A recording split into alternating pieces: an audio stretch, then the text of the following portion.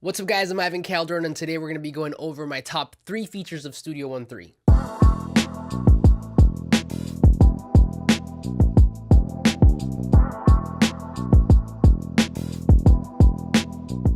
Now, oftentimes I get asked, what DAW do I use to make my music? And to everybody's surprise, I don't use Logic, I don't use Pro Tools, or even Fruity Loops for that matter, but rather a software called Studio One. Now, Studio One is from a company called Presonus. They're not necessarily new on the market, but they're not as well known as like Pro Tools or Fruity Loops. However, it is a heck of a software. Now, I thought about doing a full review on the program, but quickly realized that would be a really long video. So instead, I'm gonna give you guys my top 3 features that I use almost every day when I'm making my music. Now, quick disclaimer, this is not like a war or a debate on what the best DAW is. Ultimately, I would say the best DAW for you is whatever helps you make your music more efficiently, and at the end, what really matters is the music that you put out. So there's that. Anyway, let's jump right in. All right, so jumping into Studio One, we're currently looking at the project files for one of my latest beats. This one was actually featured on the latest episode of Beat Making Mondays, which is a new series that I'm doing. You guys should definitely check that out. But I'm gonna be using this for this video. Now, the first feature really has to do a lot with music theory. Now, let me set up a scenario for you guys. Let's say you have a sample and you know the key of that sample, or maybe you're starting from scratch and you decide on a key signature that you wanna work in. But maybe you're not so well versed in theory, maybe you don't know what specific notes fall into that key signature. Well, Studio One actually has a great feature that kind of makes that process just so much easier. Now, a quick thing to note is that this is only for MIDI. It doesn't really work on like audio. So there's that. All right, so looking at the project now, the first thing that I'm gonna do is I'm gonna create an empty MIDI region. So I'm gonna pull that there, kind of align it real quick, double click on it. Now, if you take a look at the left, kind of like near the middle, we're gonna be looking at a set of parameters, and what we're looking for is this little portion here, the scale piece. So here you can actually choose whatever key you wanna work in. For this beat, I was actually in A, and then on the drop down menu to the right, you can kind of pick whether it's a minor or a major. In my case, it was a minor. A lot of popular music gets written in minor keys. The last thing you wanna do is just click this little check button here. Boom. Now what that does, it highlights all the notes that are in that key on your piano roll. Now if you take a look, all the white keys on your keyboard are part of the A minor key. So if I go in here and draw a note, it'll literally place it here, and it won't allow me to place it anywhere else other than the white spaces.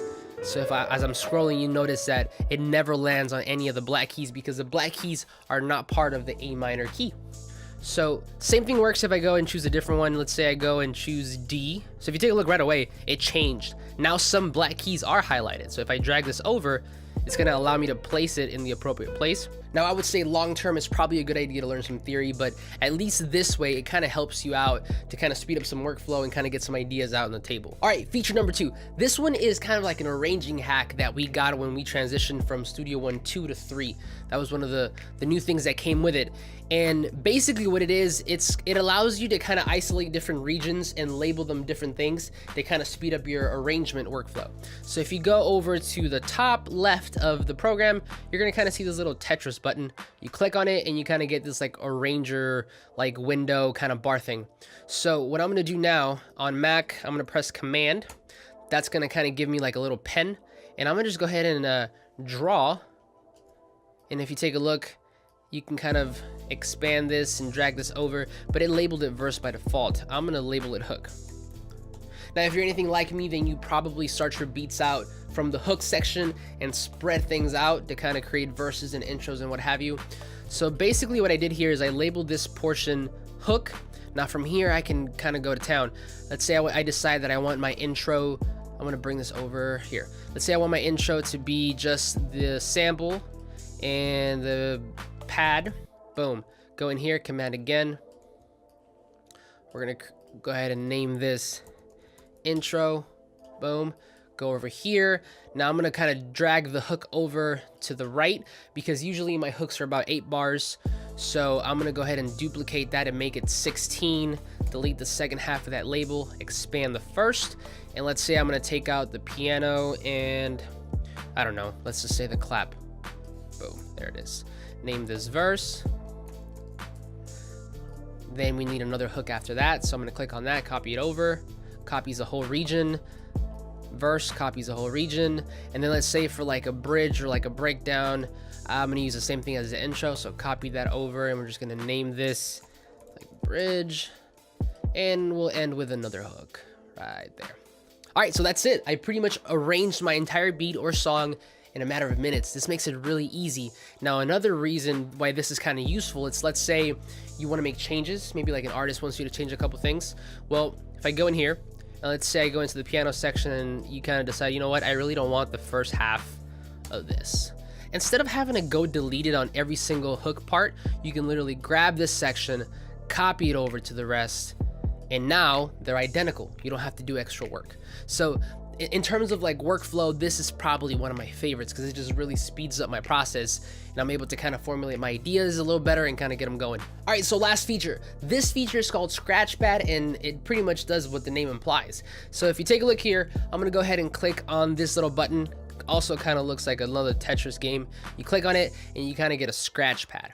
Now, why is this useful? Well, let's say you're working on a project and maybe the artist that you're working with decides they want to change something, or maybe if it's your beat, you want to change something, but you don't necessarily want to alter the original version. Well, you can kind of bring in your project into the scratch pad, do what you have to do, make changes, make arrangement changes, whatever it is, without actually changing the original project. So this is great because if you decide to keep the new one, then you just keep that version. If not, you can literally go in here, delete that scratch pad, and continue what you were doing from the beginning. Again, super useful in terms of workflow, in terms of kind of just getting your ideas out on the table.